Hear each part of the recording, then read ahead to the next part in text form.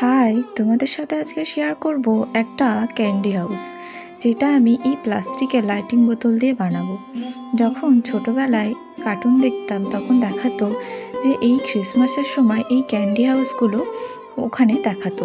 তখন মনে হতো যে এই ক্যান্ডি হাউসের মধ্যে যেতে পারলে কত চকলেটস না খেতে পারবো, কিন্তু বাস্তবে তো সেটা কখনোই নেই।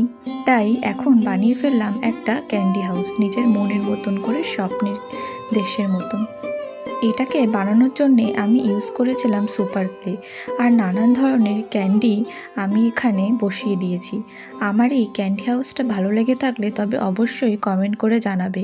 আর এখানে আমি স্নো দেখানোর জন্যে একটু সাদা রঙের ছিটা দিয়ে দিয়েছি। তবে আজকের জন্যে এইটুকুই। দেখা হবে নেক্সট কোনো ভিডিওতে নতুন কোনো কাজের সাথে। আজকের জন্যে টাটা।